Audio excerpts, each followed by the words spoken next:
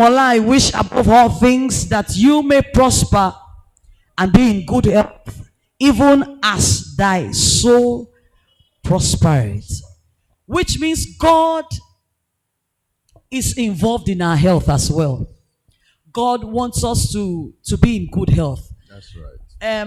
Maybe I can start like this, sir. How real is that statement? Oh, very real. Very real.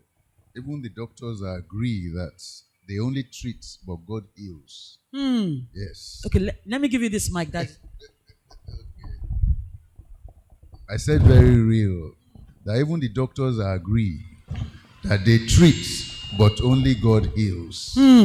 So there is the hand of God in everything.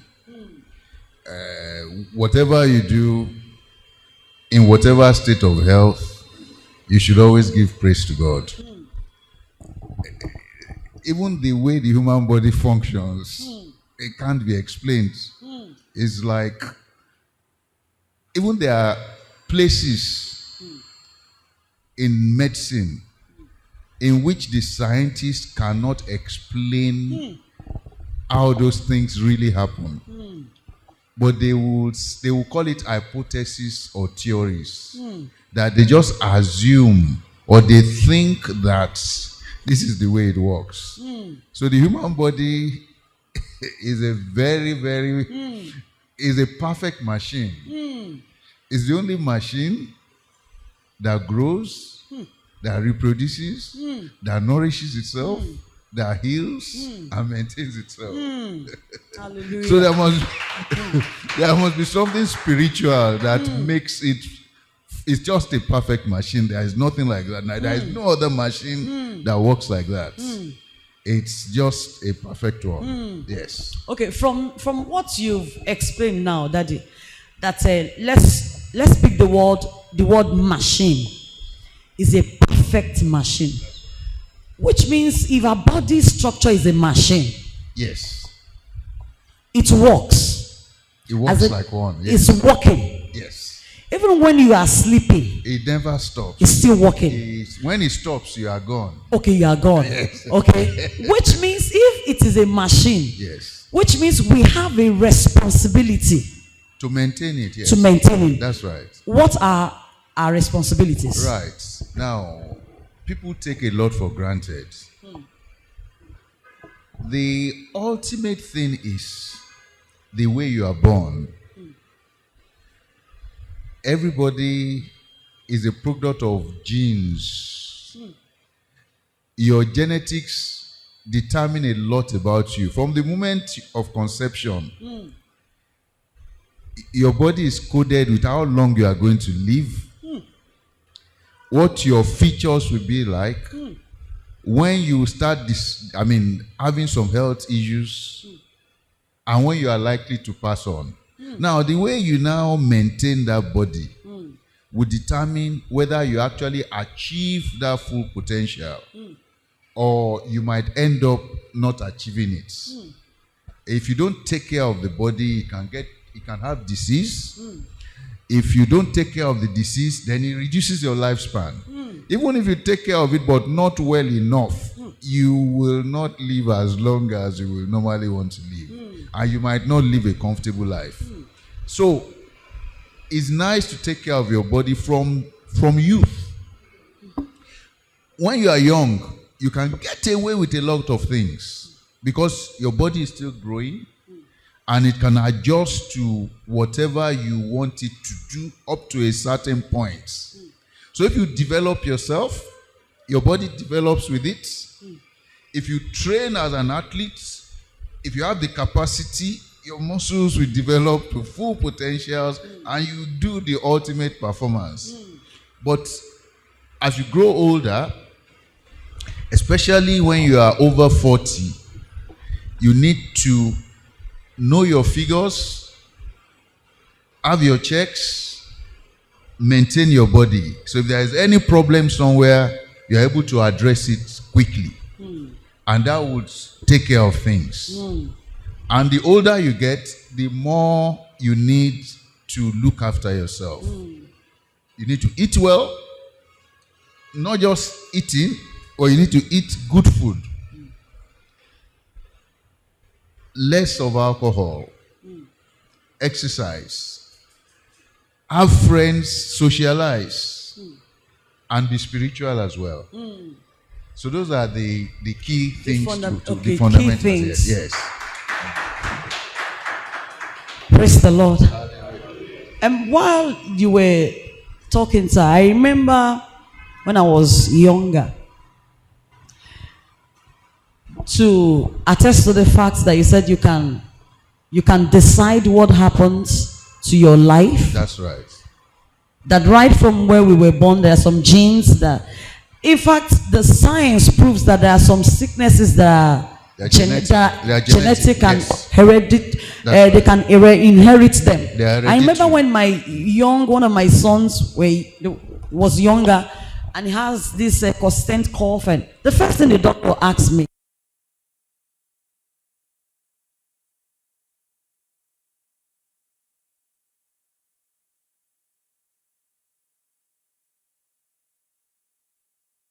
okay. So, and I started praying, and to God be the glory, was healed. But while I was growing up, I used to, and he still does it. My father is so particular about his health. All right. So particular.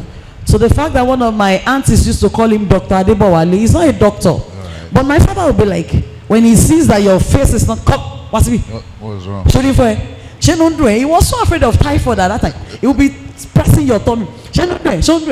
Then my father will not, once he starts the malaria drug, you ask chloraphenicol. Then my auntie will be shouting, "Whoa, kin logo bayi, Dr. Adebowale, you do malaria first." And that one always, but I just saw it was so. That's why till now he'll be 75 in September, okay. And is in good state of health. That's right. It uses all his orthodox medicine. All this, he doesn't joke with agbo, garlic, ginger. If you see his table, you say, my mom will call him tewe table.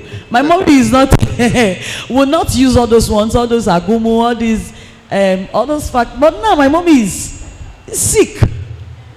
My father is in good health. That's right. So, I don't know how to rephrase this question.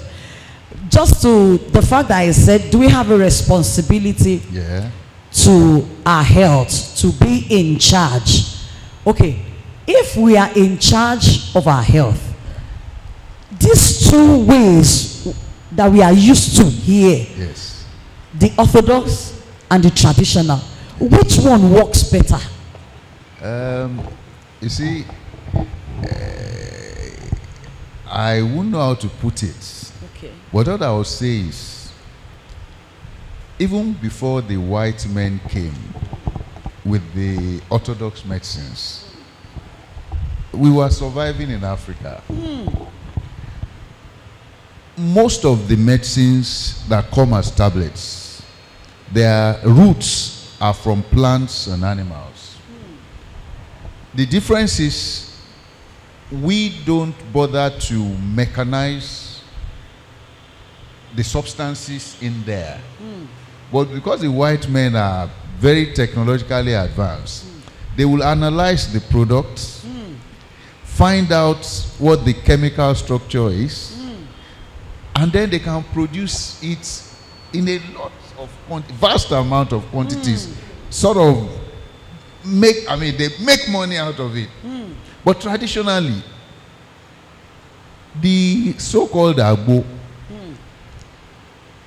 when you know people who are vast about herbal medicines,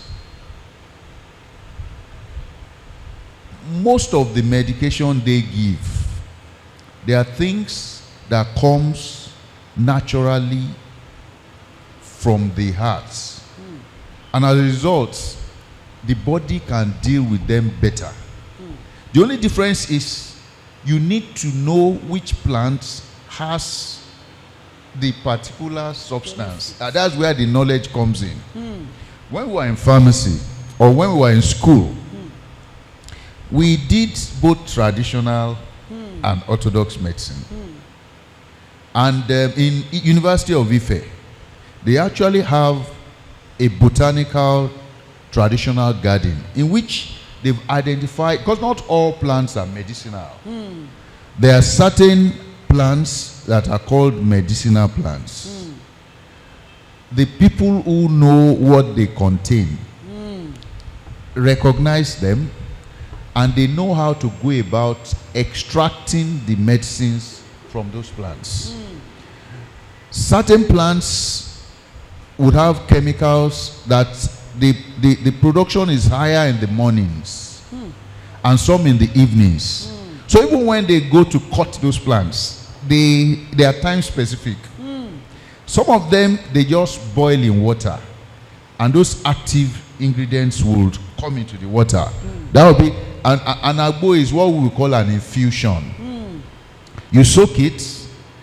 Due to chemical processes of osmosis, diffusion, those are technical issues. It gets into the water, and then you can drink it and get those medicines into you. Some of them you have to put it in alcohol because it doesn't dissolve in water. So they need to soak it in spirits or drink, like shinap or those kind of things. Those are the kind of things that can extract those active ingredients out of those plants. So in a nutshell, both traditional medicines and orthodox medicines have their usefulness. In China, if you go to their hospitals, their pharmacies have different sections. When you see a doctor, there are certain things they can't even treat in the orthodox way. They will refer them to a traditional doctor. The traditional doctor will prescribe within the hospital. And they keep all these herbal plants, the roots, the fruits, because they have the knowledge. So what we need to do here is to get people that know, because there are a lot of people that don't know and take advantage of people.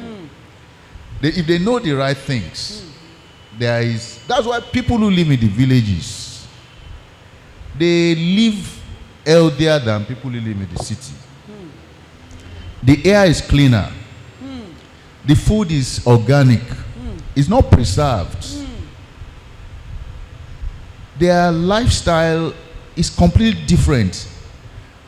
In the modern world, they are already they are transferring the city stress to the villages now. When you start laying emphasis on money, there is no money in the village, but they have enough things to keep them going. But when you now get the younger people migrating to the cities, then there is nobody to take care of the farm. And it's very unfortunate that we might end up losing a lot of medicinal things that we should know, because the younger people are not waiting to learn from the adults that know. So when they pass away, that knowledge just goes forever. But both types of medicines are quite they both work. If you deal with even with the orthodox, if you go to a doctor that does not know, it can complicate your health issues. So both herbal and orthodox, they both have where they are useful. Yes. So people live long in the villages because they don't really stress themselves. Yes. They don't. And they know the herbs. They won't just pluck any leaf to treat anything. They know the specific ones.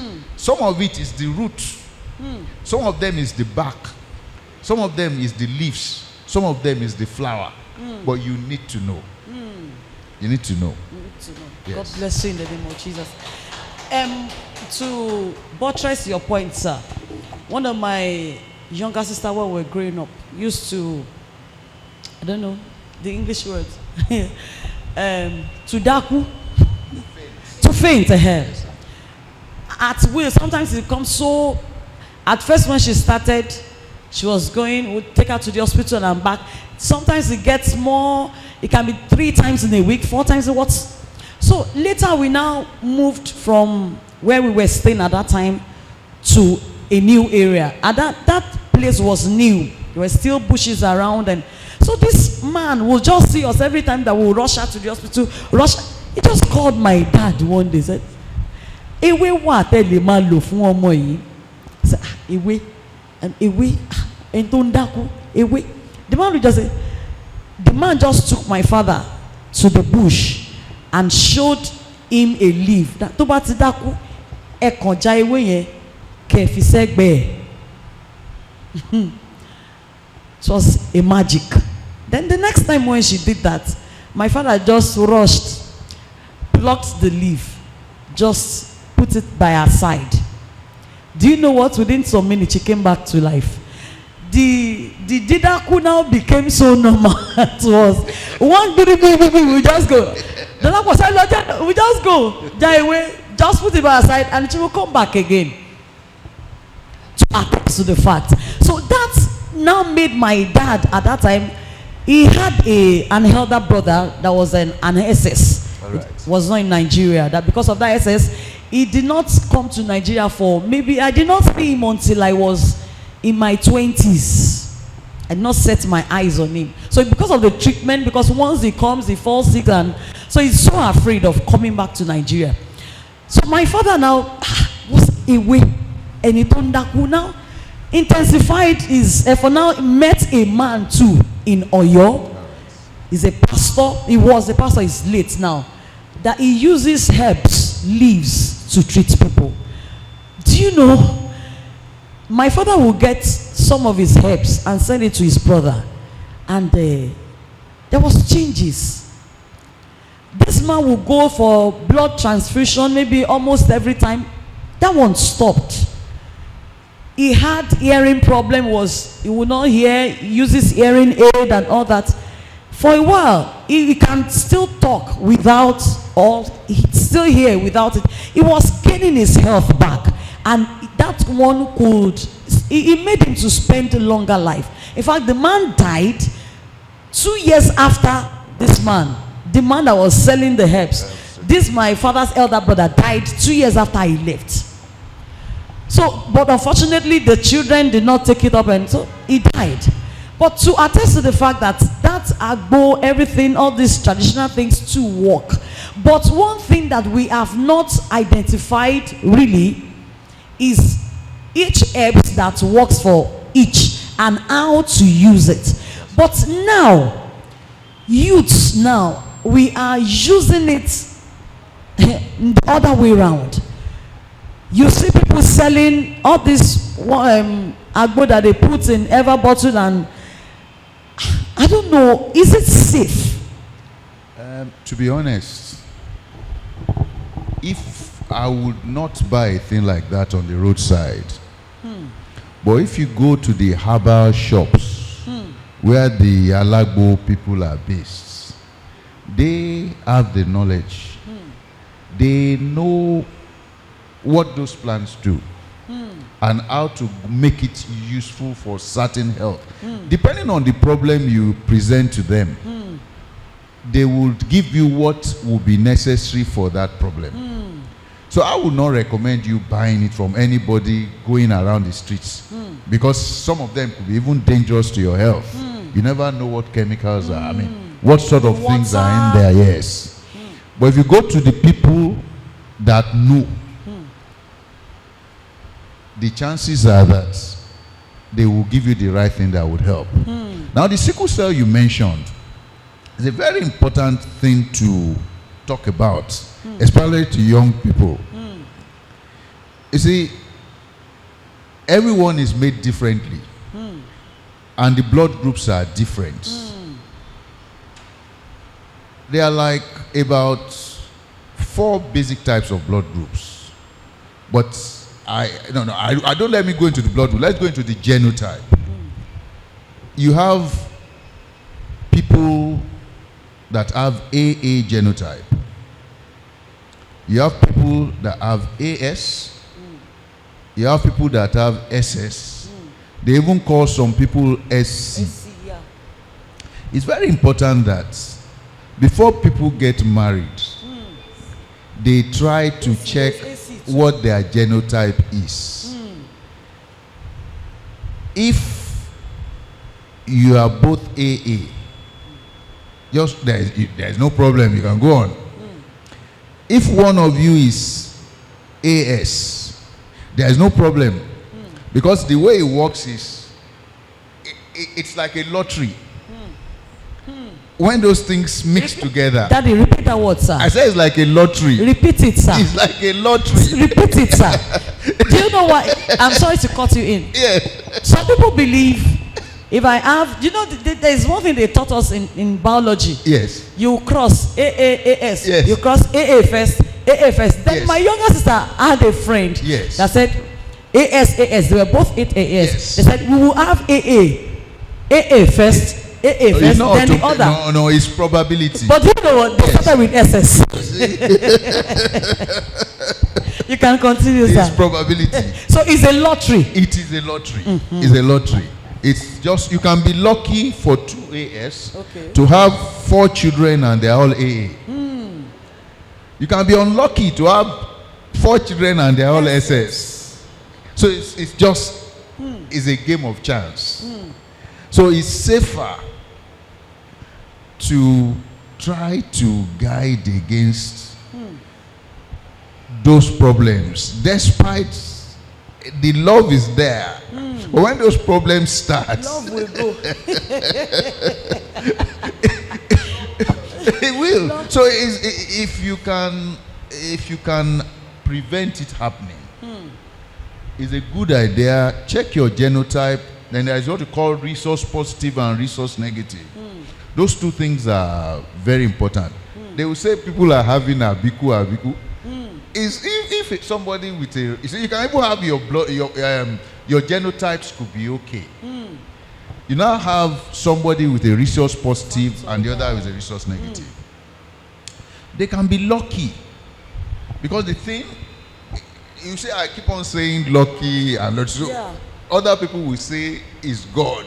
You understand? So when things come to chance, you are leaving it to God.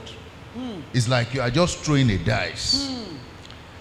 If a resource positive person marries a resource negative person, when the woman conceives, there is a high chance that the child will take after the father's resource factor. If the mother is of a different factor, the body will see that fetus, which is that young child, it will see it as a foreign body that is not safe for the body. It's going to attack it, and it might end up killing it. They can be lucky, they can have a first child if they are lucky.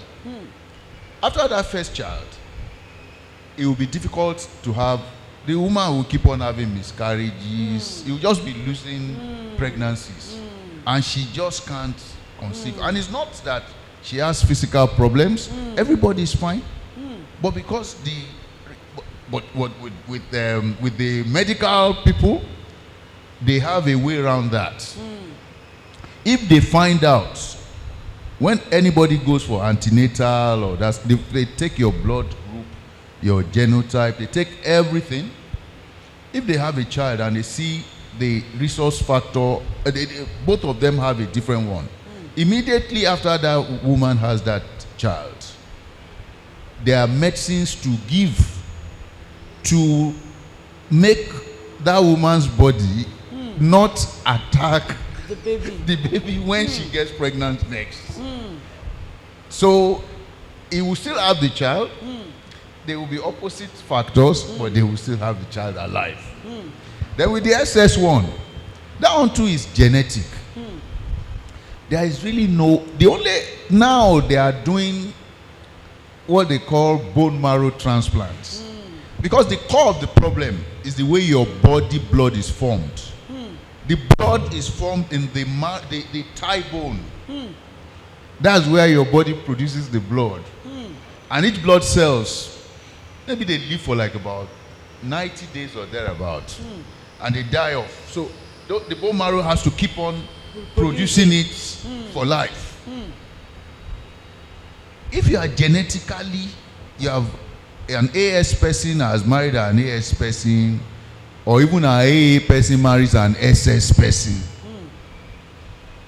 If you now end up, You know, if an AA person marries an SS person, everybody will still the worst is to have AS. But if you have an S and S, the blood cells, they call it sickle cell because of the shape of the blood cells. They are sickle shaped. They are like a cashew. They are not oblong. So when you mix them together in the bloodstream, they can easily clog together because they are not smooth. Normal blood will flow. But a sickle blood, over time at some junctions, they can clog together and they will block that artery there. And that's where the pain start for that person. They will call it that they're having crisis.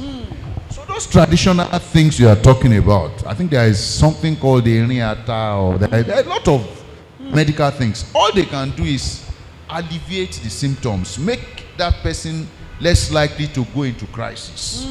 But they can't cure it. Only of recent, the white people, they will get stem cells. Stem cells are cells that they usually get them from placenta. Even now they can get people to have babies just to get stem cells to cure a brother. They can get those stem cells to develop into anything. So they do a bone marrow transplant. They take out the entire stuff in the bone marrow of that sick person, put a new one, and that one will start producing normal blood. But it's a new thing. It's still very expensive. You are yet to be able to tell how long all these things last for. So the medicine is a very complex area that it only people that God allow to go through it that go through it. Is just not automatic. The fact that you have done the right thing, somebody will be sick, they will know what the problem is. They will give that person the right medicine and the person will still die. Some other person will have the same problem. They won't even treat him. He is just drinking water. And over time, the person will get well. So those you attribute to God. Yes. But we believe that God gave people knowledge so that they can take care of other people. So if you are sick, meet people that are knowledgeable. Let them look after you. Then you pray over it. That's what we advocate. Praise the Lord. And I can give an insight. What I do, I Google. Yes. I search for leaves. Right.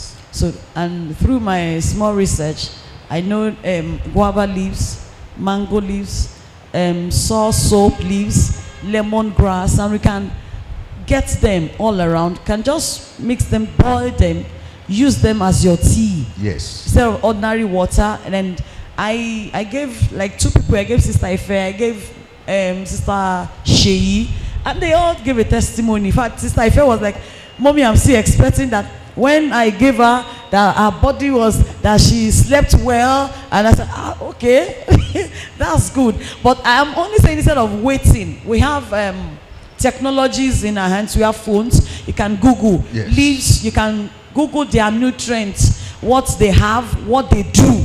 So you can as well do some little things in your own room.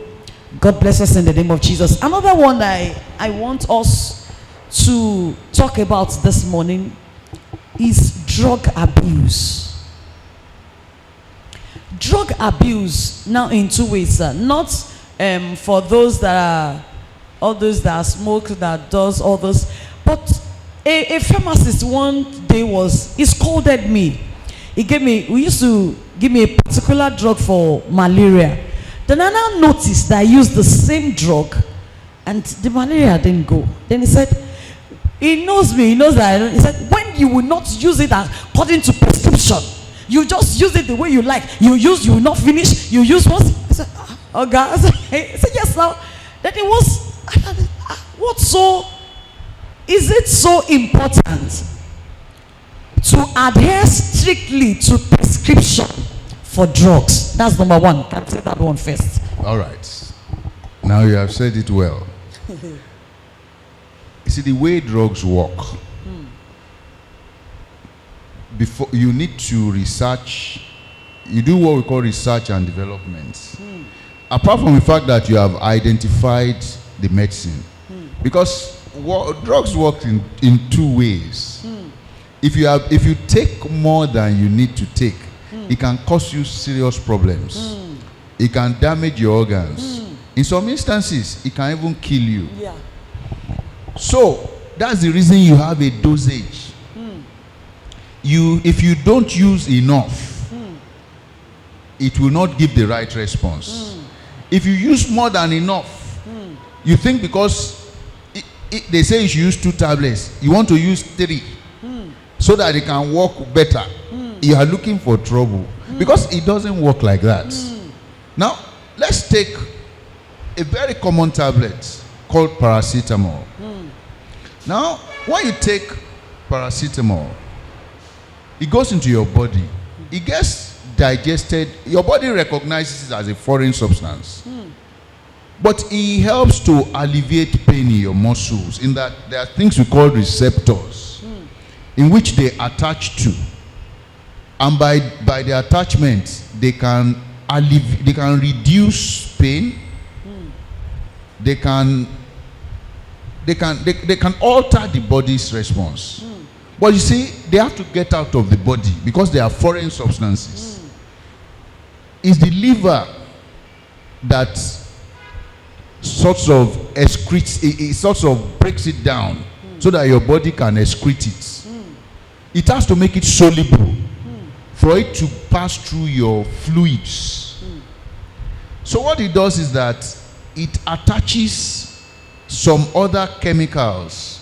The liver produces some other chemicals that binds with that broken down. The paracetamol itself, when you take it, water dissolves it. It forms a different chemical. It's that different chemical that can go into your body. So your liver attaches to that chemical in order to break it down. If you take too much of it, then the liver cannot produce enough of the enzymes to attach to it. So the drug itself starts attaching to your liver. And once it attaches to it, it changes the form of that liver. That part of the liver cannot function like it should normally function. So over time, it's going to end up damaging it. The only thing is that it will take a long time. So that's why they give you a dosage depending on your age, weight. 1 tablet every 6 hours, 2 tablets every 6 hours. And now, when they ask you to take certain medicines just for 5 days, those kind of medicines, they build up in your bloodstream. They are usually antibiotics. They cannot kill that organism straight away. They damage the organism. And they need a minimum number of blood level to cause that damage. And that blood level too should not be too high to cause you damage.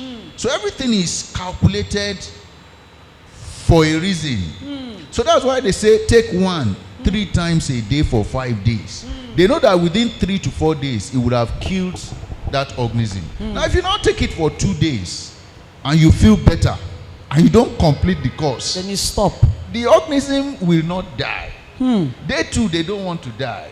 It will start producing children. His own children will be resistant to that drug. That drug will be able to kill them. So when those ones grow, and this we are talking of days, hours, the ailment will still be there. It won't go away because the medicine is not working. So that's why they give you malaria tablets. Except you have developed resistance to that malaria, you will take it as they ask you to take it. We say 1 twice a day. They have calculated that in 12 hours the blood level will have gone down. You need to top it up. In about 3 days it should have killed that organism. So if you don't allow it to kill it, then you are just you are abusing the drug. And you are building resistance for the organism. And over time, there is a lot of drug resistance coming up. People will be sick and they will give them medicine and it will not cure them. That's why they keep having malaria back and forth. You see, with malaria, that one is a bit of a dodgy one. The malaria parasites, the parents stay in the liver And then they now produce children that goes into the bloodstream. Those children will now start damaging your blood cells. When they are breaking your blood cells down, you need your blood cells to carry oxygen. Oxygen is like petrol. It's supposed to fuel certain processes in your body to give you energy. To burn the food you are eating to release energy. So once you are losing your fuel, even if it's a vehicle, if your fuel finishes, the car will stop. So the blood cells will keep on getting, the person will start getting weaker. Then when the damaged cells are getting very high, they produce things that give you fever and chills. And if it enters into your brain and you have cerebral malaria, it might be very difficult to get that person back. Because there is what you call a blood-brain barrier, in which is a way of the body protecting the brain. Not many medicines can cross that barrier to go inside there. So if you are unlucky and the organism has managed to cross inside, and they now give you medicine, the medicine will have a problem to go and attack it there. So you just be proliferating. So the malaria parasite, when you take medicines, some medicines work by killing all the things, all the young ones in your bloodstream, and hopefully leave the parents to die off in your liver. Those ones, you feel the relief quicker. Because immediately they stop breaking your blood cells, you are feeling stronger. But there are some, they go to the source of the problem. They go to the liver, they leave the children that are already produced. Those ones can only stay some time. The ones in the liver is the one they will go and attack and kill them. When you kill those ones, before you have malaria again, it will take a while until you get infected differently. But if you take the ones that doesn't kill the parent there, you only clear the bloodstream. In a couple of weeks, you will produce new one, and then you have another. You have without any mosquito biting you. So that's why when you are treating, you have to treat it fully. Well. Yes. And adhere strictly to prescriptions. Yes. Adhere strictly to the instructions. Please, I want to ask, for those that have BP, yes, that use drugs for BP, yes, and they still don't, they are not committed. What's the effect? It's very dangerous in that when you have a high blood pressure, first, it stresses your main organs, which are your heart and your kidneys. And you don't want anything happening to those two organs. They are really, really very vital. Now, when you have a high blood pressure, that means the pressure is like you have a pipe and you want to force water through that pipe. If that pipe is not strong enough, the pressure will burst that pipe. The human body has veins and arteries, which are like pipes. That's what takes the blood around. So if you have a high blood pressure and you are not controlling it, if you are unlucky, if it gets high enough and the person ends up busting a blood vessel in the brain, that's what leads to a stroke. And once it busts that blood vessel, every part of that brain that blood supplies nourishment will die off. And you don't nothing should be in the brain. Even the blood leaking there will give that person a very serious problem. So it's very important that once you have a high blood pressure, be on top of your numbers. Keep an eye on it. Take your medicines regularly, and your blood pressure will be in control. Okay. If it is controlled, which means they can stop it, or is it something they continue to use for a lifetime? You see, there are two main causes of blood pressure. Okay. It can be physical. Okay. And it can be external. The external ones are if you are not eating healthily, you are taking too much salt, too much sugar, you are not sleeping well, you are going through unnecessary stressful situations. At times, if you are even depressed, or you are bereaved. Such situations can affect the way your body functions. So if you try to control those things, your blood pressure can come back to normal. They might even give you medicines to control it, to get it back to normal. But if it's physical, if there are reasons that your body is producing, there are some hormones we call, there's an hormone we call adrenaline. Okay. It's supposed, we even call them cortisols. Okay. They prepare your body for fight or flight. In case you are scared, it pumps into your body, it prepares you to fight. If you think you can handle it, but it gives you more, you will be able to stand a lot of pain. If you want to run away, you can run faster than if nothing was wrong. Normal. Yes.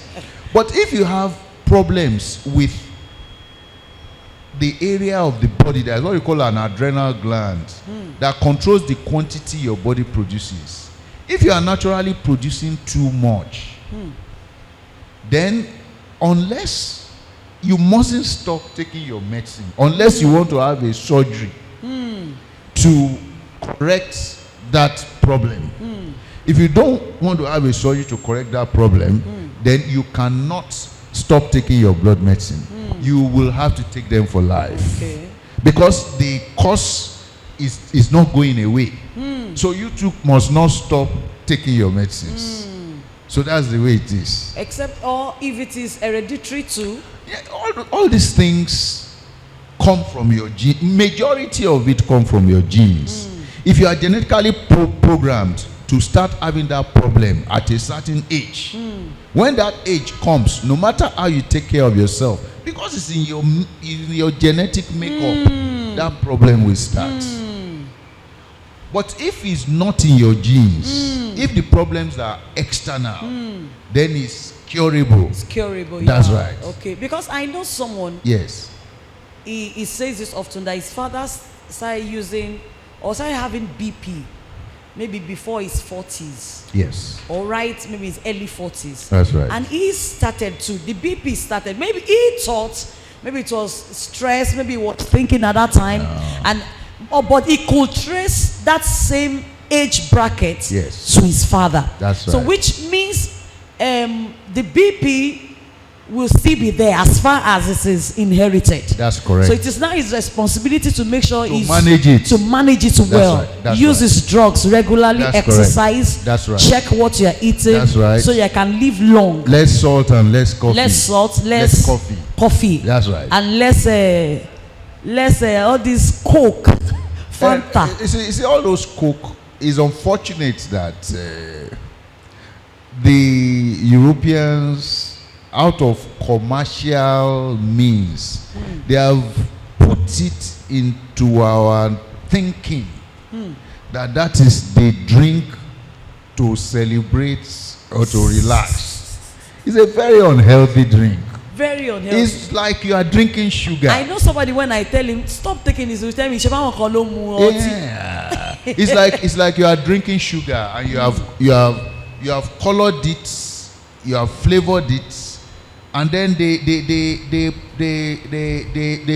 pump carbon, they carbonate it.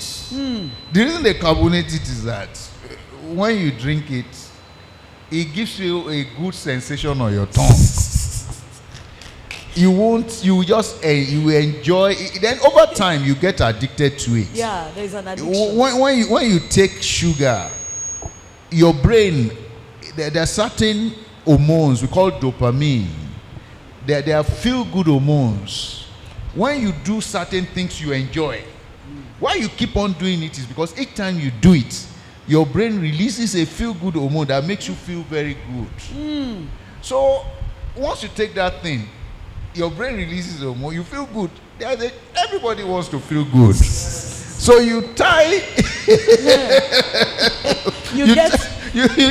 Because in the house this morning we have a Pepsi. We have named that Pepsi ambassador. Yes. Because if you want to Pepsi, Just Pepsi. Promise her Pepsi. Just Pepsi. Just Pepsi. Just Pepsi. Yeah. So, which means she has become so addicted to it because yes. there is you said There the is name of the brain. There is Okay. there is a section of the brain. releasing a kind of Of- fulfillment. A good happy hormone. Sir, does that also goes for alcohol? It goes for everything that people find pleasurable. That's why people get so addicted to smoking, to alcohol. In fact, you see, with smoking, that one is at a higher level. You see, with the sugar one, if you have a strong will, if you say, I don't want to drink Coke anymore, if you have the will, you can stop. But with cigarettes or alcohol, they will build, it's like they already built a center in your brain that you will lose control over. You can't stop. All those people that take cocaine, heroin, it's not that they want to keep on taking it. They get to a point they realize this is not good for me, and they want to stop. But their brain will not allow them. They need to rehabilitate them. With Apart from prayers. yes, they need to rehabilitate them in that they would need to find a way of winning them, getting them, reducing. You see, when you stop it, see, even with ordinary cigarettes, there's what we call withdrawal symptoms. If you just say, I don't want to smoke, and you stop and you don't smoke, within 24 hours, that person starts getting irritable. He starts getting sweaty. He starts getting confused. He's getting angry unnecessarily. He's generally uncomfortable. And his brain keeps on telling him that, why are you putting yourself through all this? All you need is just one cigarette. If that person now takes the cigarette and just takes a puff, he will start feeling relieved. And we are all normal people now. I asked one of my friends that, look, why do you have to smoke every time you finish eating food? He said, when I finish eating and I have a glass of water, that how do I feel? I said, it makes me feel very well. He said, that's exactly what that cigarette does to him. So in civilized countries, they actually they found out what the organism, the chemical that causes the problem is called nicotine. They have managed. You see, the problem with cigarettes is when you are smoking, you get that nicotine, then you get some waste substances as a result of the fire, the burning of the tobacco leaf. There is what you call tar. They are very harmful substances that can damage your blood vessels, especially your lungs, over time. Majority of people that have lung problem as they are getting old, apart from people that are genetically predisposed to it, are usually smokers. We call it COPD, which is chronic obstructive pulmonary disease. It gets to a point that their lungs get damaged to a point that it cannot, even when they stop smoking, it cannot be redeemed. It has to be getting worse until it kills them. So, but with nicotine, in civilized places, they've extracted the nicotine itself. So with the nicotine, it's pure nicotine, no other harmful. The nicotine itself is not harmful except it can cause addiction, and it can also alter certain reactions in your body. But it's not as dangerous as the tar, carbon monoxide, and the other byproducts you get in a cigarette. So over there, you can have a cartridge that is, in fact, they even have what they call them vapors. You have nicotine in a container, and they've made it in a way that you can smoke it, and it will still produce smoke like you are smoking. Because that's what trips some people. They want to puff something. They want to suck on something and puff something out. So when you take it, The nicotine gets into your blood vessels. It arrests your withdrawal effects. It makes you feel good. But then they have now done in a way that over 3 months, you can be reducing the quantity you are taking. And then your body will be deceived. If you are not reducing it too sharply, it will be able to contain it without giving you withdrawal effects.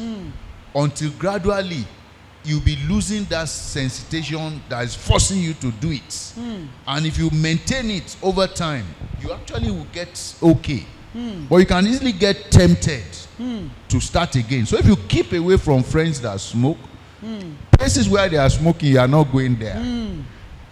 You will be fine. And about a year or 2, your lungs will come back to like a person that has not smoked before. And then you'll be okay. But it's a very, very difficult process. You need to have a lot of willpower.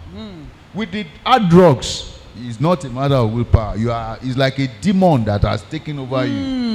And it won't leave you until it finishes that person. Most of them will die young. Yes.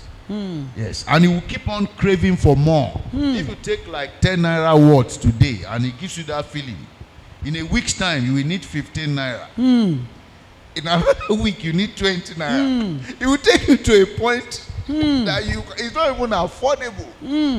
Then person will start selling things. He will not sell everything. Then they will rob people. They will do anything. With women it's even worse. They can be cajoled into doing anything at all just to have a drug. So one needs to be very careful and not get involved in things like that. One of the things on Thursday, I was talking to somebody, we were gisting, and then I told people, I said, one of the problems that we have with human being. Yes. I said something about alcohol. He said, once you can know your limit. Yes. And I said, and that's where the problem starts. That's the key, yes. How do you, we said, human beings, naturally, or the way God made us, it is very difficult for us. If God does not help you, it is very difficult for someone to set a limit. While I was growing up, my mom told me something, and it made me to have one of the red flags that I was looking out for when I wanted to start a relationship. He said, my father once, and he said it to my father, told her, when my mom started praying about my father's drinking habit, he drank so much, he was named a brewery. To the extent, and my town then, people, it was a sought after. Even his own brother opened a beer parlor because of his brother, because he knows that his brother is one of his best customers. Them, yes. Was his best customer. Yes. So at a point, my mom started praying about this, and my father just asked her one day, "Show Otife Diopo," because he told her that if I stop drinking today, I will die tomorrow. It's a lie. You said what, sir? It's a lie. You said what, sir? It's a lie. It's a lie. Yes. So those are one of the ways that the devil deceives us, yes, to believe that we can't do all these things. It's a lie. It's a lie. We can nail it. We can stop it. Yes, it's a lie. Yes. God will help us in the name of Jesus. Amen. Another one that I want you to talk about before we start our questions is one health area, especially in Nigeria. Thank God it is now getting pronounced, right, but it is still in us, is our mental health. Yeah. You see, mental health is a very wide topic. It's really very, very wide. And there are a lot of it that people might not be in control of. But if one is conscious, you can tell when things are going, when you are not doing things the way it should be. See, it can be social, it can be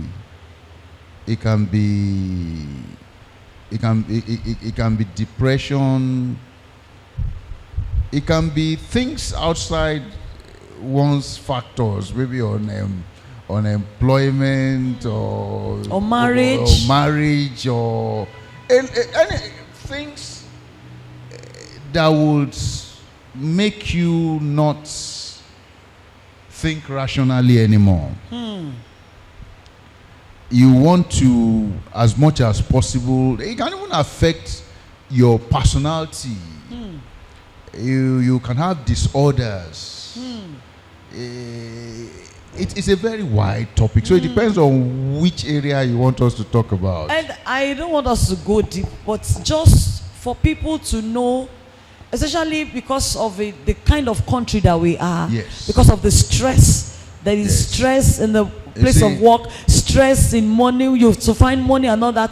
So the dangers of letting all these things to eat into you. Yes, you see, the primary thing is, the number one thing is, one has to have a bit of contentment. Daddy, please increase the volume. I said one has to have a lot of contentment. A lot of contentment. You try to make use of whatever you have to the best of your ability. And you don't, it's nice to have healthy competition. It's nice to be ambitious, but it should all have a limit, because those are the kind of things that drive people to be progressive. Everybody has an aim of objective of how he wants to live his life. It's nice to find out what it takes to do it. Go after it and be persistent. My father will say to me, he says, with perseverance, hard work, and dogged, not that word though, dogged determination, that a man can be anything he wants to be.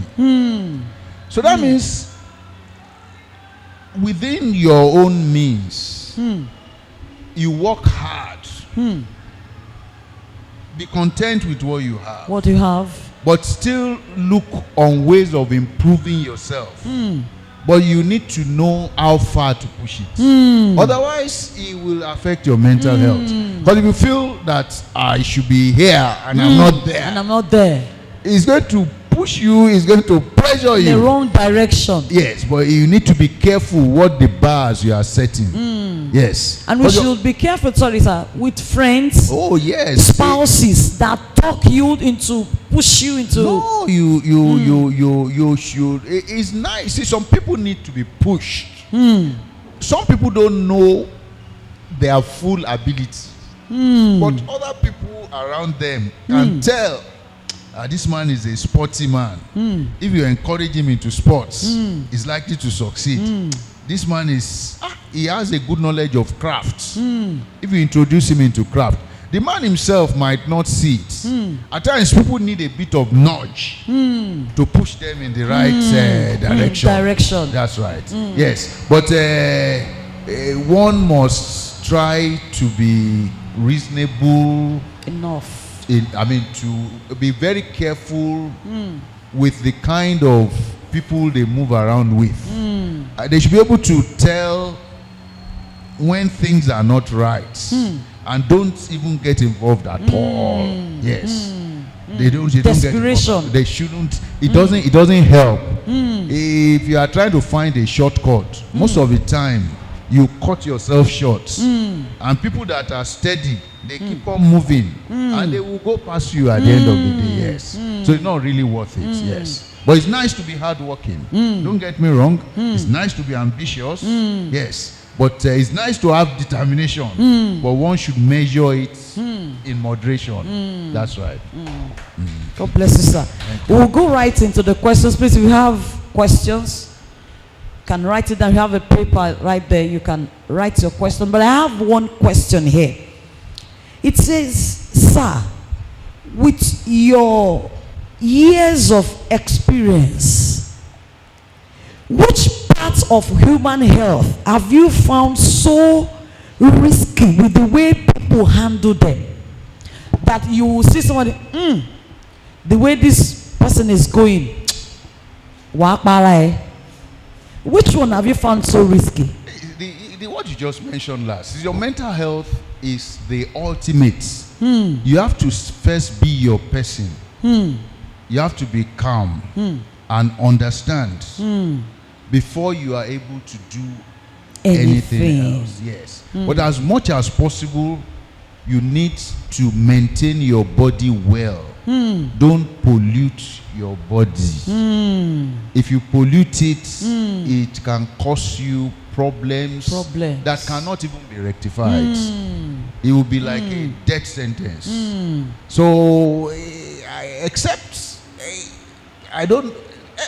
Every part of the human body is important to take care of. Your eyes, your hearing, especially your sensory organs.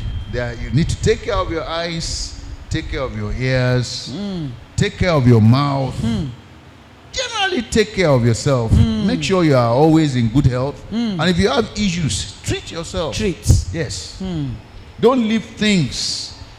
Because the longer it drags on, the worse it gets, and it can get to a point in which it might be difficult to resolve. Not be redeemable. Yes. And if you notice anything unusual, speak to somebody that knows. Everybody knows their body. Speak up, yeah. So if anything is different from the way it should be, speak up. No matter how stupid it sounds, speak to somebody and get reassured that there is no problem.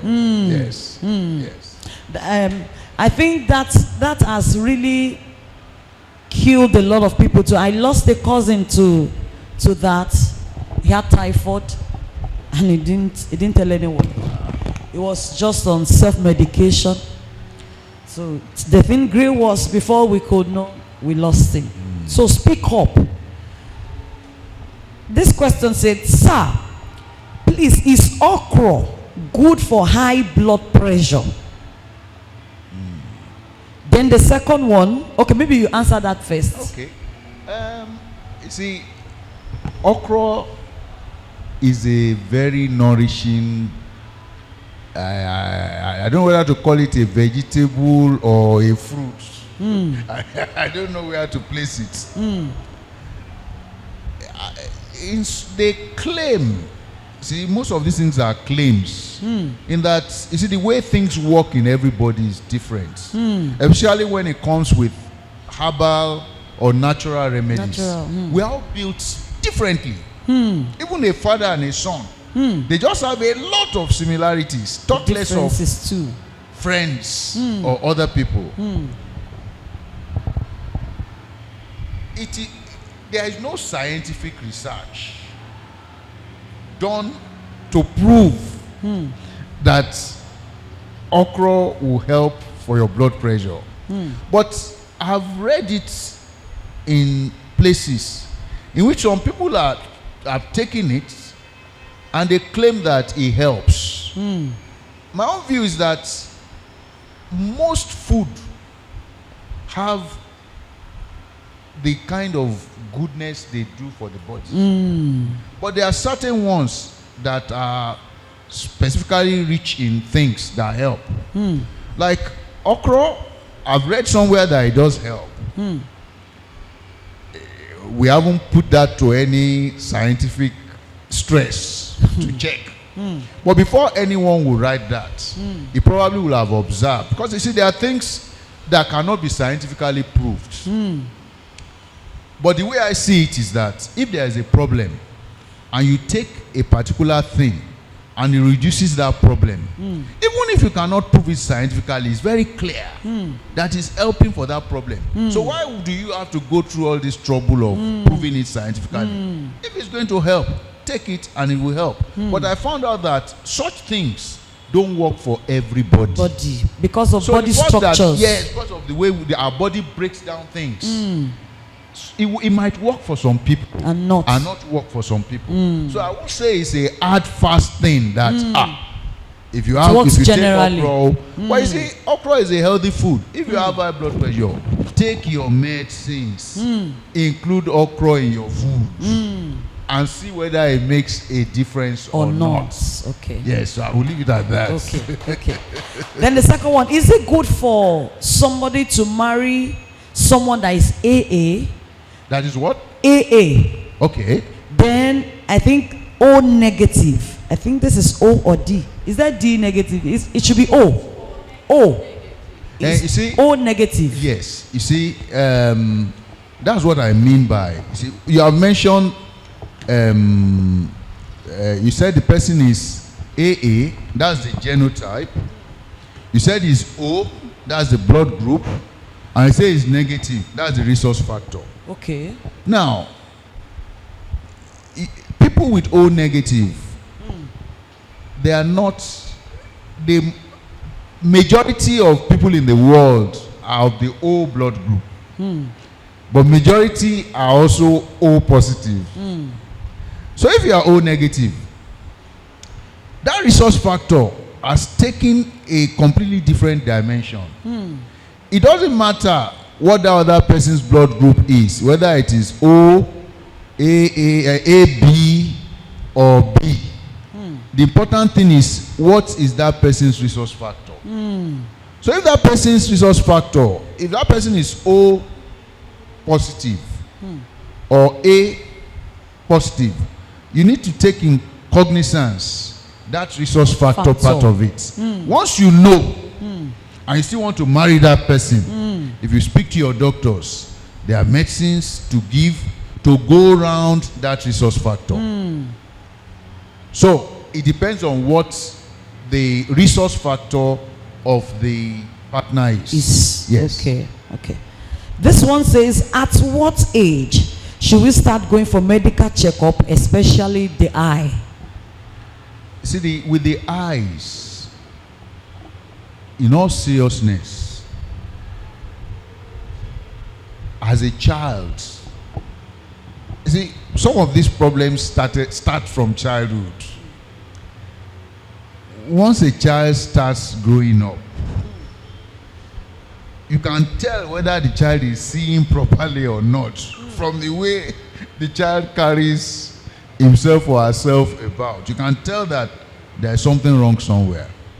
I believe that when they give birth to children in the hospitals, I believe they check their eyes, they check their ears, they check all their sensory organs to be sure they are fine. They should. They do. Because they would have. They should have. Yeah. They should have. They should have. They should have. You see, once they have done it as a child, they can tell if there is a problem, and immediately that child needs to start seeing an eye doctor regularly if there are problems with that child's eyes. But if the child's eyes are okay, when the child will be fine until he starts getting old. Because when you now start getting old, everything starts to get old. That's when you need to keep an eye and try to see that everything is fine. So I would say, once as a child you have good eyes, no anatomical damage, ideally, apart from genetical predisposition, up to the age of 40, you can get away with not doing a eye test, unless you notice that there is something not going right.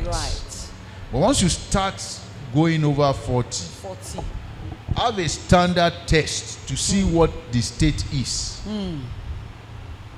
The optician will tell you, although most of them might not be honest in that, because they will charge you money each time you come. But in an ideal situation, if your problems are, if you don't have any problems, you might not need to check your eyes until another 2 to 5 years, unless you notice something different.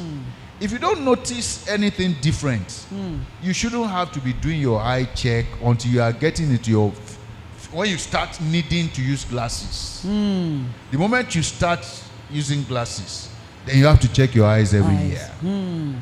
But if you are with the level that you are not using glasses, your eyes are fine, and they have checked it as a child is okay, and you are not having any problems, you don't really have to do eye checks until you get to that age when you need a bit of assistance to make you see properly. Yes. Okay.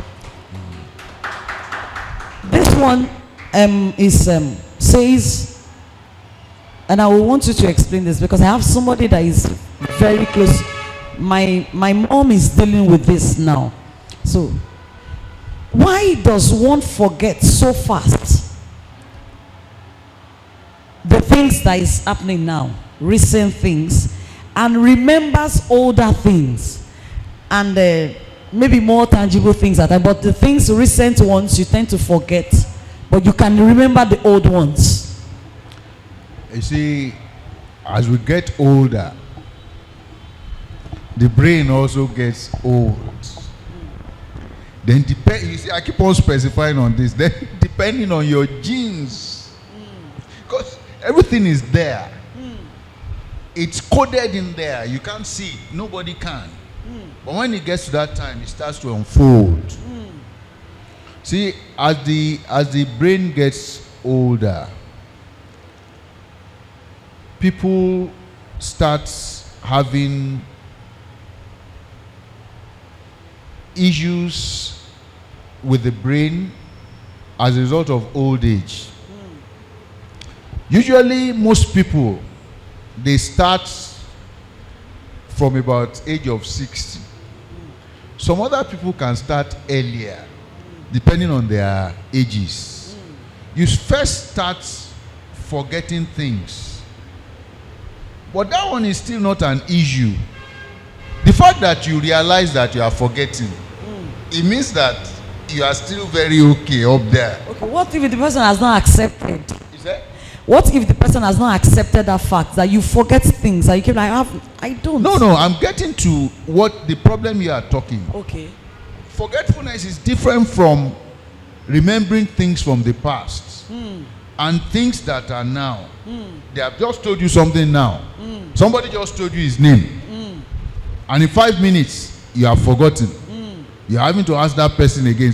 What did you call that your name? He told you again. You see that again. In another hour. You can't remember. That one is an issue. There's what you call archive memory. Archive memory are things that are in your stores. It's difficult for anything to wipe it away. If you can remember some things in your childhood, your cousins, things that are happening to you, those kind of things, it's difficult to take it. When you grow older, it's like your hard drive is getting full. But the things inside there, those ones are already there. But it's the new ones you are trying to store. You are not having storage issues. Your brain is looking for compartment to put it. so because it's not saved. It's still on you are still seeing it on your laptop or computer. You haven't saved it. It's there. If you move away from that page and you can't get to that page again, you have to go and restart the process that you used to see it in the first case. But once you save it, you just go into your saved file and then you can see what you just saw. So when you get old to some stages, you will still have what are in your archive memory. But things that are current, you are finding it difficult to store them. So that's what you are saying is happening. So without one, that person cannot understand why. There is no how you can explain it to it, because it will genuinely tell you that you haven't told him before. Yeah. And genuinely he feels you haven't told him. Those ones have to do with old age. Then there is something you call Alzheimer's, and there is what you call dementia. You see, the Alzheimer's is actually a disease of the brain in which you start losing capacity. You start losing memory. Like at times when you are charging your phone, some phones will tell you when you have charged it fully, you have started using it. If you check it, it will tell you your battery is 56%. That means He will tell you how long it can work for with that 56%. That if you don't charge this phone, it will last you for 1 hour. If you are watching video, it will tell you all that. So when you have Alzheimer's, it progressively like clearing off your memory, and areas that have cleared, you won't remember anything, and you might not even be able to store that. The brain is into different compartments. There is area for your sight, there are areas for emotions, there are areas to feel temperature, deep is a very complex organ. So if your mom is over 60, which I believe, Yeah, she is. she will just start with, there is actually a scientific word for that forgetfulness. Okay. That one is just that, where is my car key? I thought I put it here.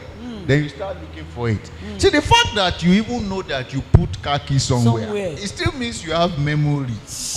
But when dementia steps in, Hey. you won't even have a clue. Half the time, you don't even know where you are. Those are the kind of elderly people that cannot remember their way back home. If they go out, they won't remember the way. They can't remember. If you take them back home, take them out, bring them back home, if they go out by themselves, they won't remember. They just can't remember. And that one is a natural thing. It's also genetic and is a gift. Some people will live for 100 and their mental capacity is very sound. They remember everything. Some people, they are just 60 or 70 and they are having issues already. Exactly. So Exactly. everybody with their own problems. Yes.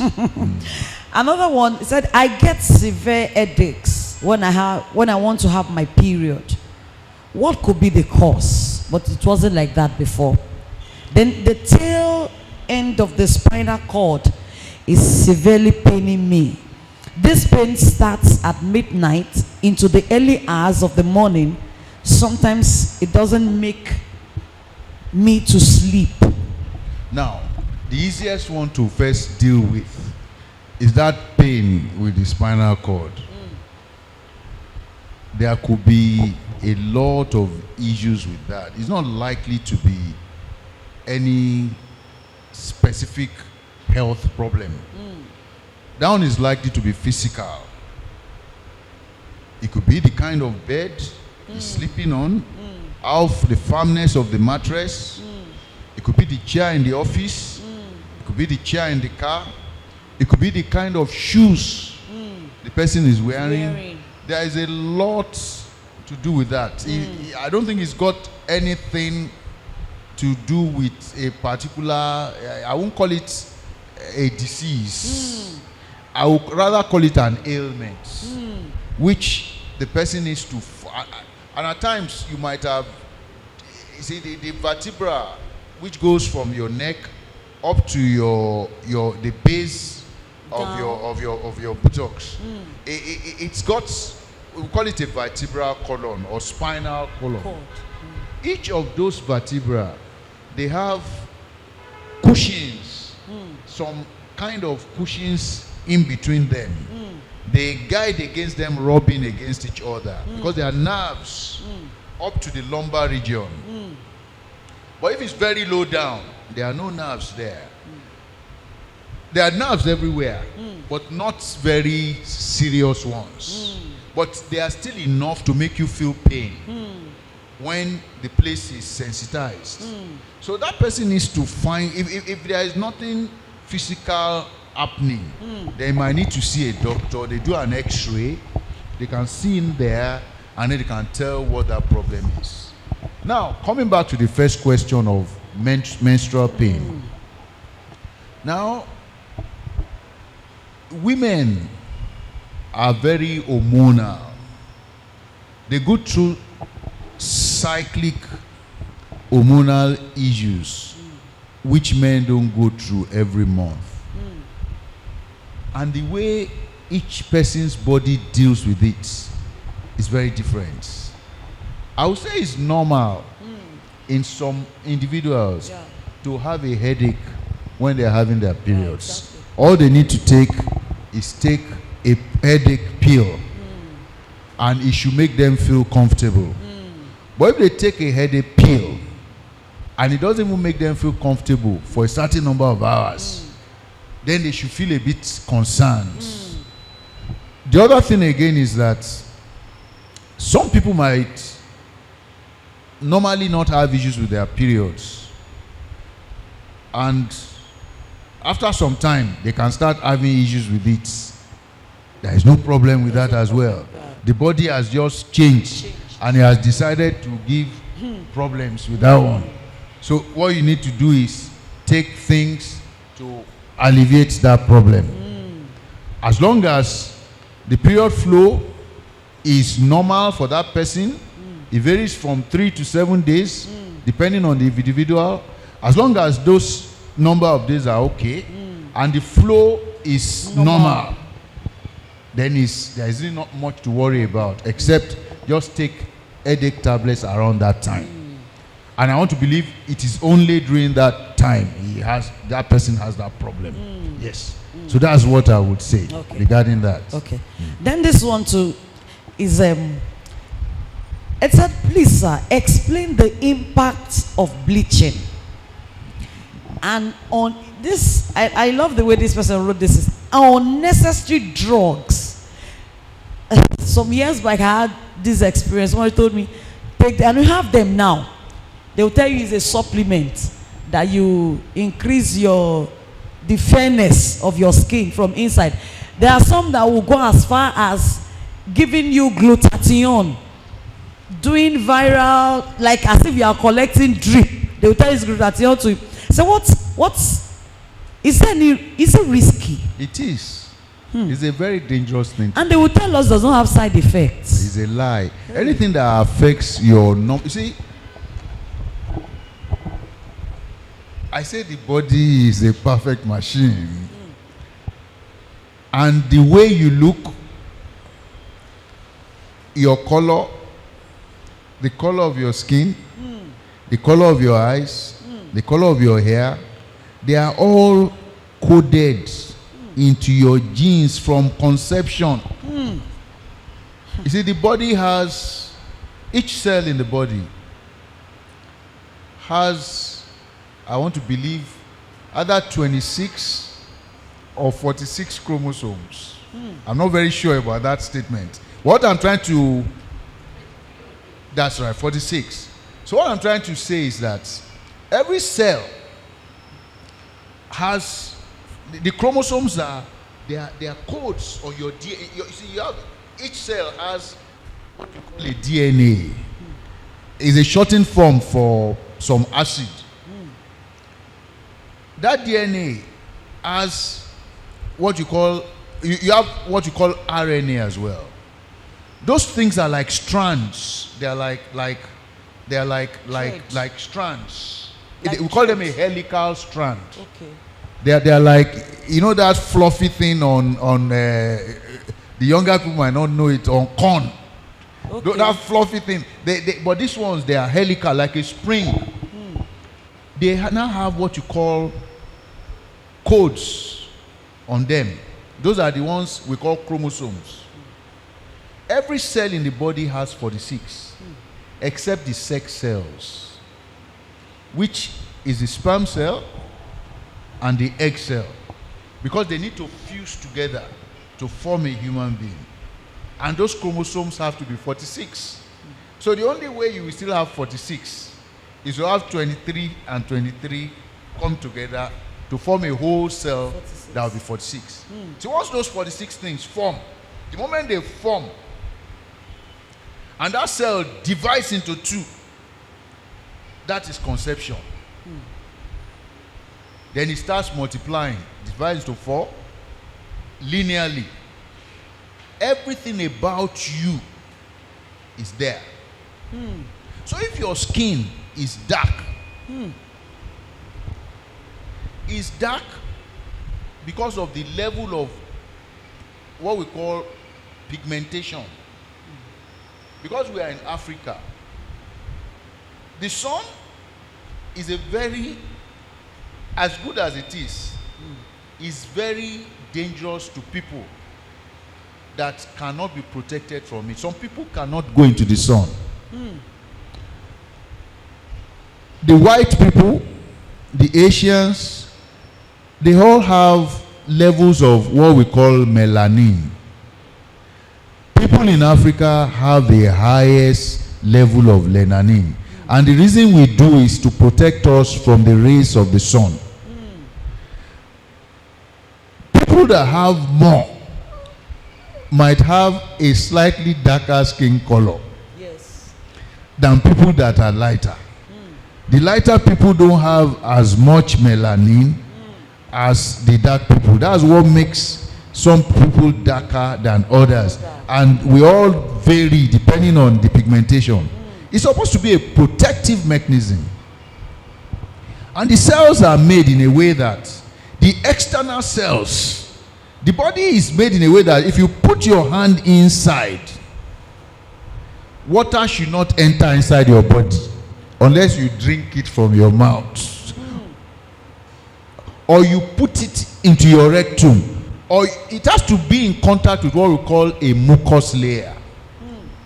But anything that is not mucous, we still call it external. Even your ears is external up to a certain point before you get to the middle and then the inner ear. Your mouth up to your lips is external. But the moment you go into the mucous layer, you are in a different territory. That's why you can get some drugs. You just need to put them on your gum or on your cheek, and the drug will get into your body. They are what we call suppositories. You insert it into your anus, it gets into your body, then it spreads in your body. Now, if you now decide that this protective layer, you don't like the color, as a result you want to remove it, then you are making yourself vulnerable to a, you see, in the air we can't see them unless you go onto use a microscope. There is bacteria, viruses, fungus.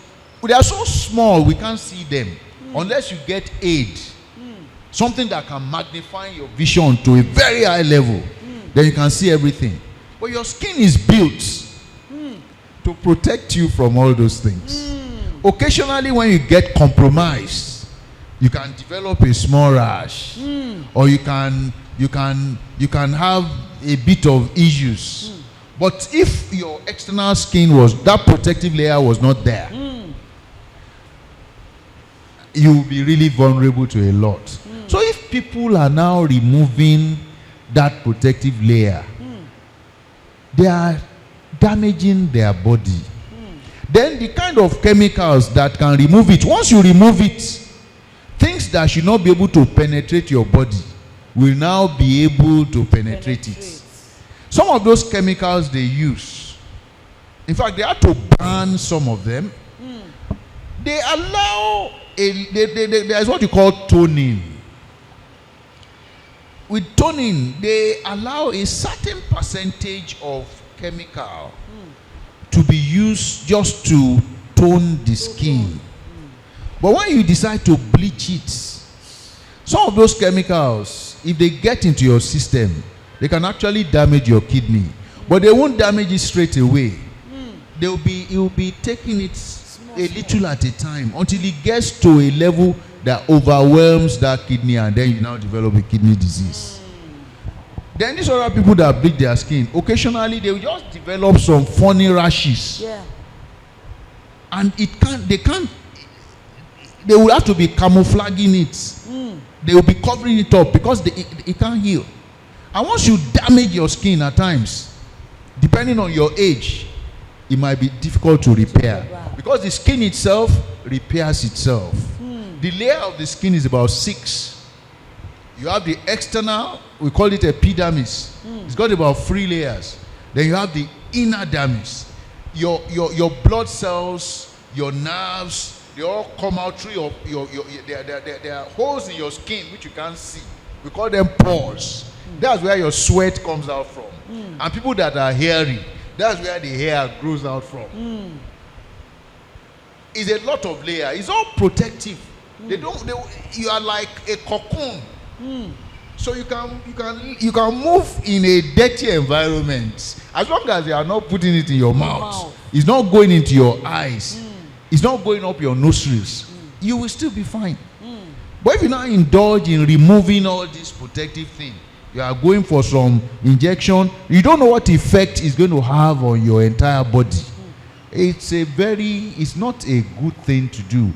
People can get away with it for some time as a young person. But when they now start getting old, the way their skin will deteriorate, it will be worse than a person that just left his skin normal. He just takes care of it, nourishes it. I mean, you keep it, moisturize it, keep it healthy, supple. I mean, the women understand what I'm talking about. Yes, sir, we do. And the women are naturally protected when they are young with what you call estrogens. They produce from where their eggs are produced from. And that makes them more feminine. It makes them softer. It makes their skin more porcelain. It makes them look like nicer. But when they get up to a certain age and they go into menopause, then they have very little of it being produced.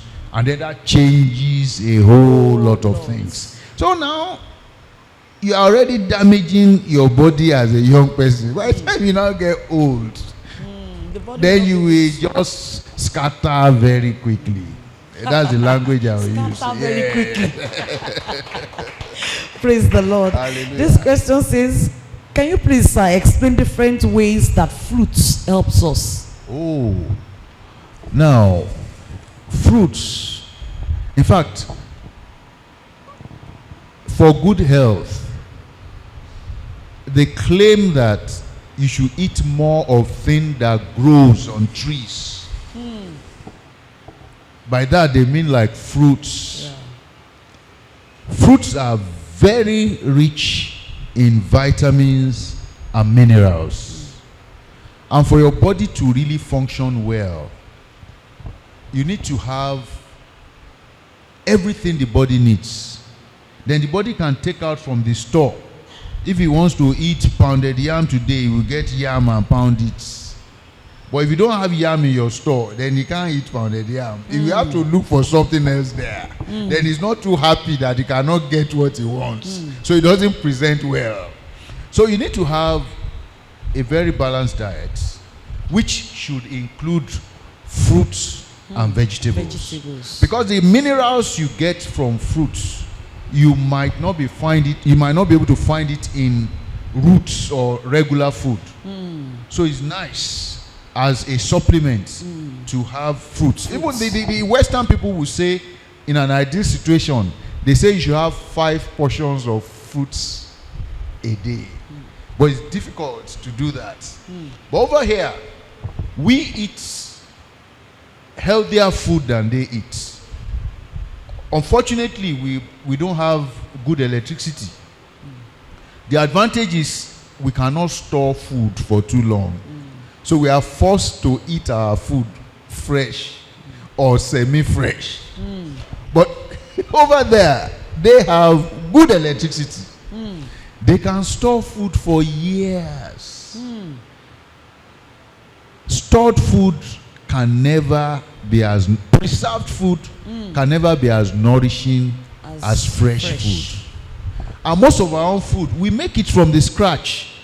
You prepare your stew. You eat it with your bolos. Ewedu, very healthy food. It's a plant, but we eat it as a food. Bure, other vegetables, ogugu, and the rest of them. They are all vegetables. We eat those ones on regular basis. So if we, as young people, don't even, and we eat fruits, People eat fruits when they are in season. One doesn't have to go out of his way. Eat what is in season. It's a lot cheaper. Eat healthily. Have a balanced diet. A balanced diet consists of carbohydrates, proteins, vegetables, and fruits. Once you have a balanced diet, it helps you to maintain very good health. So it's nice to eat food, except some people that cannot eat them. Okay. So if they cannot eat them, just leave it, because you will cause yourself discomfort out of trying to make yourself better. But it's nice to eat fruits and vegetables. You get minerals, supplements, vitamins, and all. You get them from when you cook food. You damage some of them, but from the fresh fruits, they are still there in full. So it's nice to eat fresh fruits. One should include it in one's daily diet. Okay, sir. Yes. Another one said, how are heart drugs made? Right. Now, when you say hard drugs, we call them opioids. And all opioids come from a plant. They call it the coca plant. That's where cocaine gets its name from. The plants grow more in the Middle East. We have marijuana grows very well here, but they have that growing very well in the Middle East. So what they really do is they have laboratories. They collect secretions. Those plants, they are like the rubber tree. When you scar it, it's going to produce some juice. So they scar them. They now scrape those juices, hundreds of plants. They now take them to the laboratory. They will now try to purify it, remove the waste, and get the drug they want. So depending on what drug they want, they will now vary the chemistry by they do the variation in the laboratory, but the blueprint is from the coca plant, which is the cocaine. Now this tramadol, all this codeine, tramadol, those ones are not even natural products. Codeine you can get from some plants, but tramadol is completely synthetic. It's made from laboratory, from scientists. They will look for the coca structure. They now vary it. Maybe they remove hydrogen from somewhere, put nitrogen, they alter the structure. And once that structure is altered, it becomes entirely a different one. And the reason is that it's a much milder opioid. It's not as strong as cocaine, codeine, cocaine, morphine, and so forth. So it's supposed to be it will be comparatively with codeine. But the fact that they can make it in the laboratory, it's easier to just mass produce it. And they just encapsulate it and just sell it everywhere. But anything you take and alters your psyche is not a good thing to take. They will only give it to you ideally if you are in pain, to try to take your brain off the pain. The pain is not going away. It's just making your brain think about something else so that you feel comfortable. But then it has its side effects. The side effects are the problem. With hard drugs, the major side effect is that they can depress your respiration. That means over time they can damage your heart and your lungs as well. And once you stop breathing, that's the end of it. This one says, sir, does herbal or agbo, does it have limits? It should. Everything must have a dosage.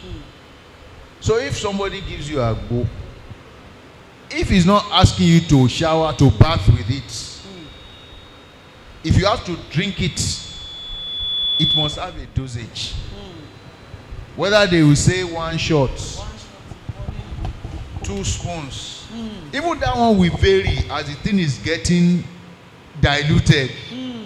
The concentration will be reducing. Maybe then you can accommodate to take more to take care. See, the problem with all these agbo things is that some of them can actually damage your organs as well, especially your kidneys. So you have to be careful how you take them. But the people that deal in them, they are hoping that because of their experience over the years, they have, some of them had the knowledge passed on to them from people older than them. They have seen people taking it from childhood, and they have grown up to be adults without complications. So they can sense that at that quantity, it shouldn't be a problem. But ideally, those are part of the problems with herbal medicines.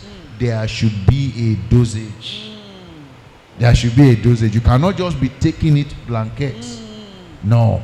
There should be a dosage. That is where we need to perfect now. Yes.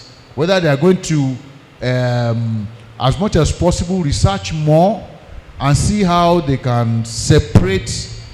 Because at times it's not just the ingredient you need alone that is produced.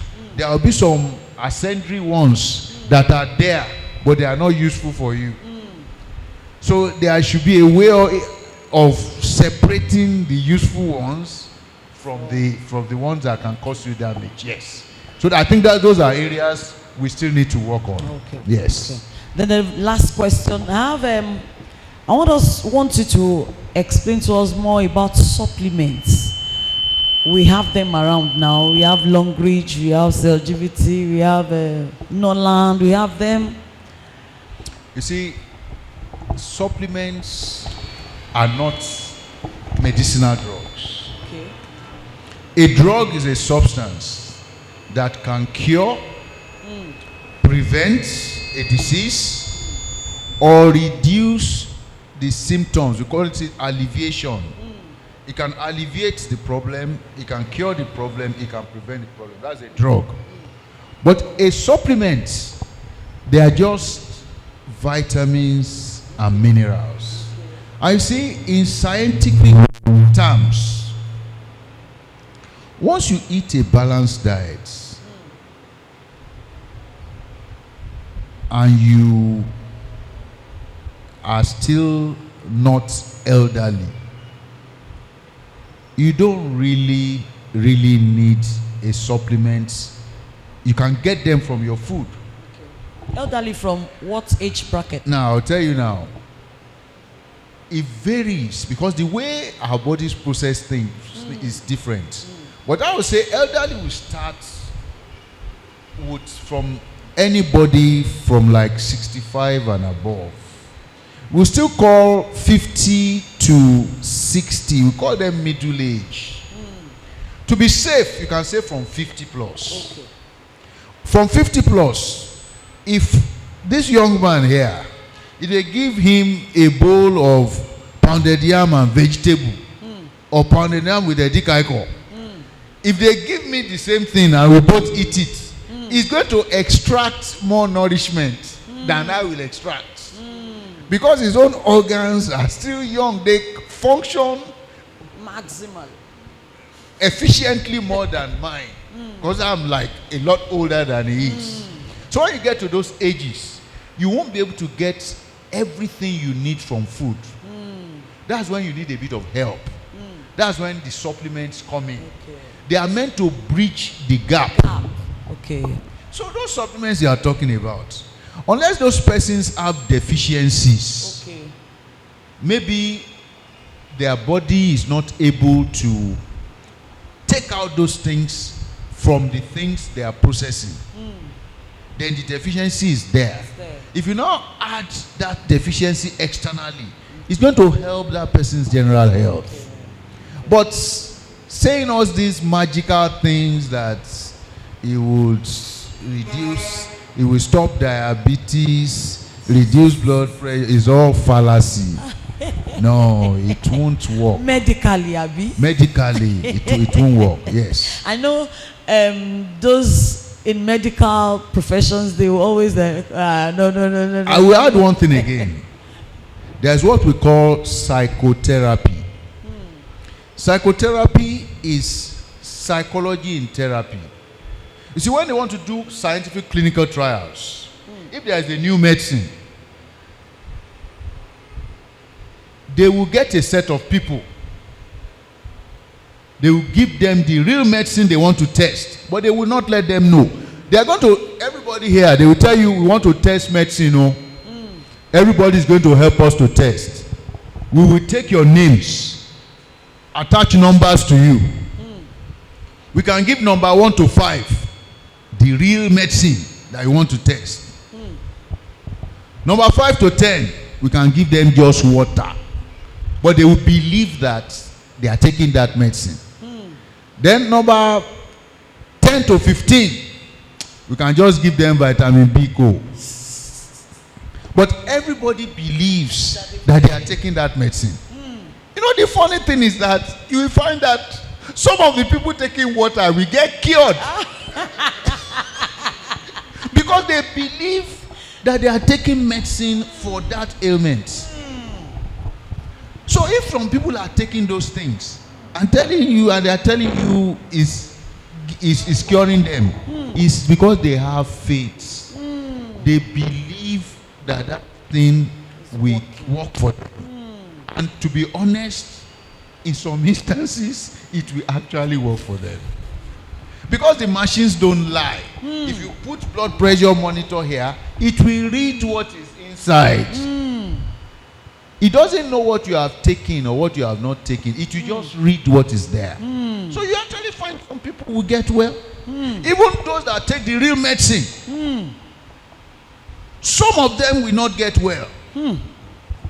So the way you can tell whether that medicine is efficacious is if the percentage of people that got well a lot of taking that medicine is very far away from people that have not taken the medicine. That is when you can conclude that the medication is effective.